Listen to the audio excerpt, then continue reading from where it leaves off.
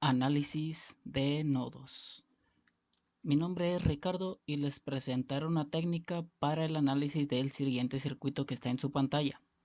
Como en el mismo título del video lo dice, lo analizaremos por el método de los nodos. Una ventaja de este método comparándola con el análisis de las mallas es que no es necesario que nuestro circuito sea lineal o plano, sino que, como en el caso de nuestra figura, puede ser algo en tercera dimensión o simplemente que sea un circuito de forma no lineal. Primero que nada, para dar inicio al análisis del circuito, identificaremos en dónde se encuentra la tierra del circuito. Si en este no la hay, nosotros la colocaremos en donde más nos sea conveniente para el análisis de nuestro circuito. Una recomendación es colocar la tierra preferentemente donde haya más uniones de ramas o componentes. En nuestro caso, la colocaremos por aquí abajo del circuito. Como segundo paso, lo que haremos será identificar los nodos de nuestro circuito. Pero, ¿qué es un nodo? Un nodo es un punto en donde se unen dos o más elementos del circuito. Estos también los identificaremos de tal forma que nos sea más conveniente. Comenzaremos con el etiquetado de nuestros nodos. Por aquí colocaremos nuestro nodo llamado V1. Este de nuestra derecha será nuestro nodo V2. El siguiente será nuestro nodo V3. Este de acá será nuestro nodo V4. Este que sigue será el nodo V5. Por acá tendremos nuestro nodo V6. Y este será nuestro último nodo llamado V7. Sabemos que mediante la ley de Ohm el voltaje es igual a la intensidad por la resistencia. Lo que haremos será buscar la intensidad que pasa por cada elemento del circuito y despejándola de la ley de Ohm nos quedaría como la intensidad será igual al voltaje sobre la resistencia.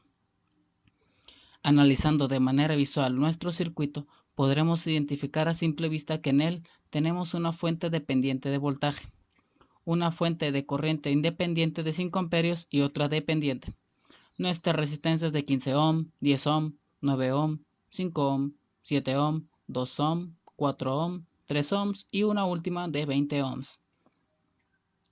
En nuestro circuito también podemos observar que en él hay una fuente de corriente dependiente, pero ¿esta de qué depende? Pues depende de una corriente llamada Ix, que estaba desde el nodo V4 hasta el nodo V7. Tomando en cuenta todo lo ya antes mencionado, podremos determinar que nuestra corriente llamada Ix será igual a la diferencia de voltajes que existen entre el nodo V7 y el nodo V4. Todo esto dividido por la resistencia de 2 ohms que pasa entre dichos nodos. Por lo tanto, Ix nos quedaría como Ix será igual a V7 menos V4 sobre 2 ohms. Siguiendo en el análisis visual del circuito, podremos determinar que también existe una fuente dependiente, pero esta de voltaje. ¿Y esta de qué depende? Pues dependerá de una variable llamada Vx, que se encuentra ligado a nuestra resistencia de 15 ohm. Por lo tanto, tendremos que identificar el voltaje que pasa por nuestra resistencia de 15 ohms, que será simplemente la diferencia de voltajes que existen entre el nodo V1 y el nodo V2, tomando en cuenta los signos de la resistencia que nos proporciona el mismo diagrama. Y nuestra variable Vx quedaría como Vx es igual a V1 menos V2. Tomando en cuenta nuestras variables Ix y Bx, podremos ahora sí continuar con el análisis del circuito. Vamos a darle. Para nuestra primera ecuación lo que haremos será analizar el nodo V1. Podremos ver que en el nodo V1 está conectada nuestra fuente de alimentación de 36 voltios. Por lo tanto, nuestro nodo V1 será de 36 volts.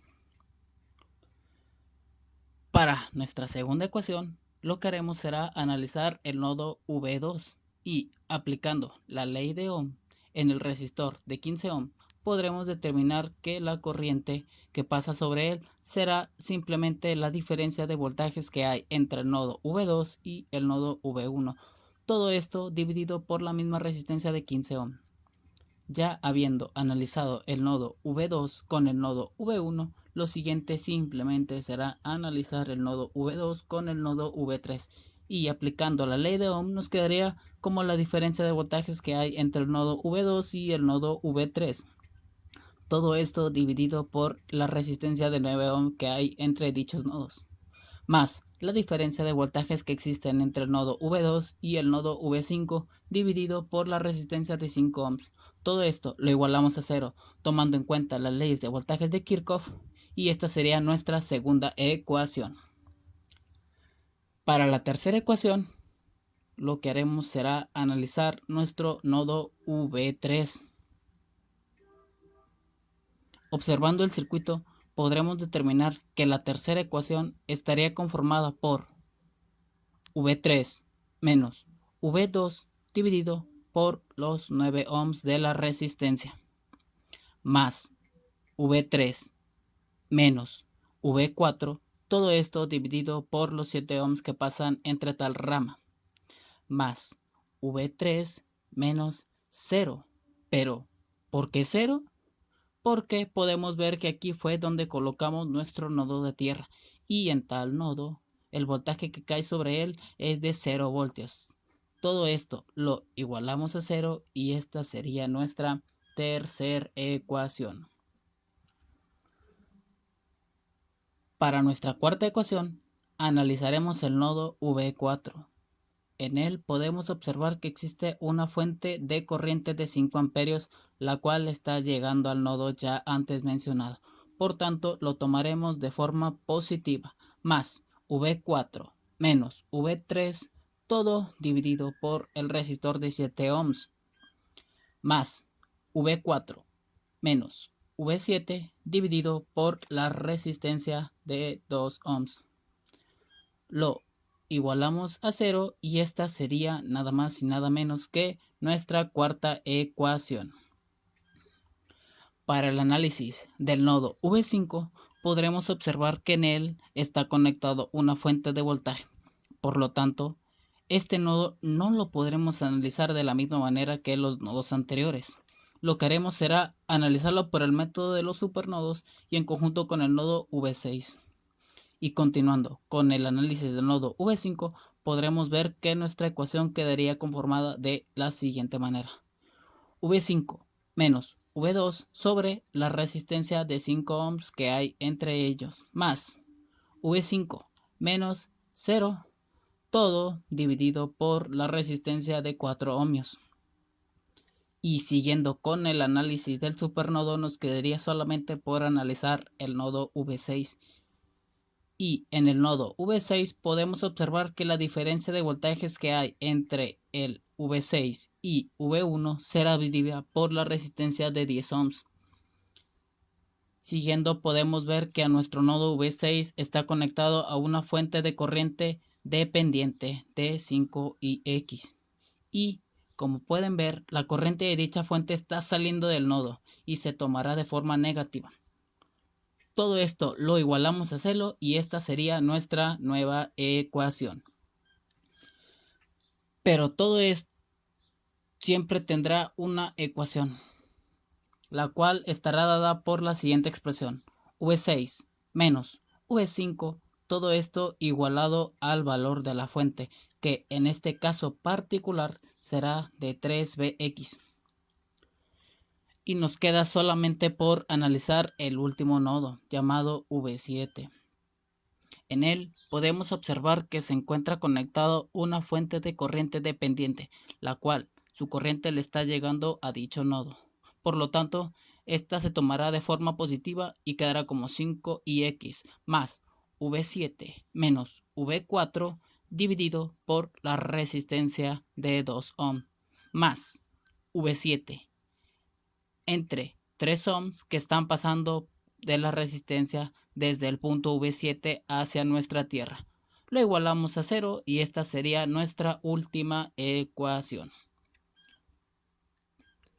Teniendo ya nuestras ecuaciones, podremos dejar un poco de lado el diagrama y nos enfocaremos simplemente en resolver nuestro sistema de ecuaciones. Lo siguiente que haré en las ecuaciones será simplemente separar términos manteniendo el mismo denominador.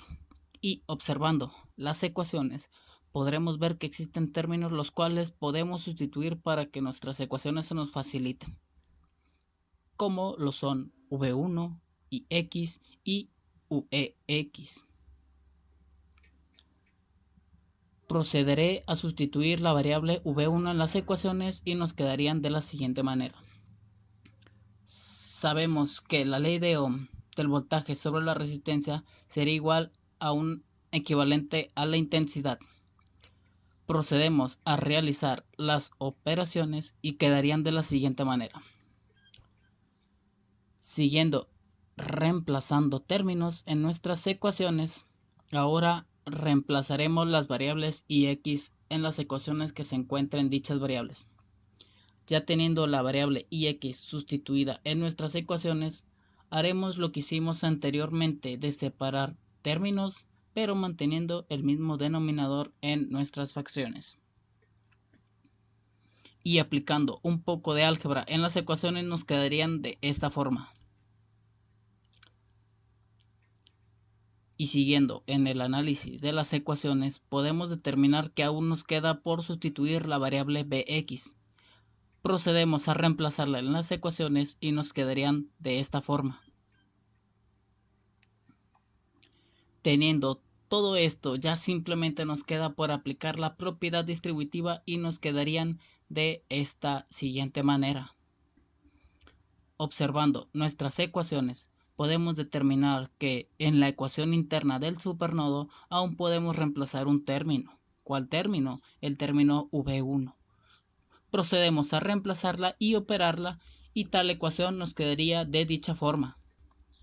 Viendo detenidamente en ellas podemos ver que existen términos independientes. Lo que haremos será simplemente pasarlos a el lado derecho de nuestras ecuaciones y nos quedarán con signo contrario.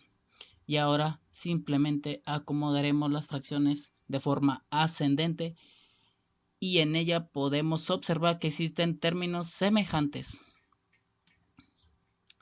Y procederemos simplemente a sumarlos.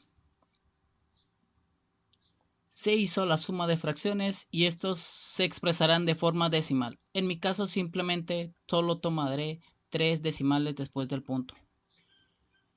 Y ahora sí nos podremos olvidar de los términos v1 y x y vx, ya que ya se han reemplazado en su totalidad en todas nuestras ecuaciones y no hay nada más que sustituir.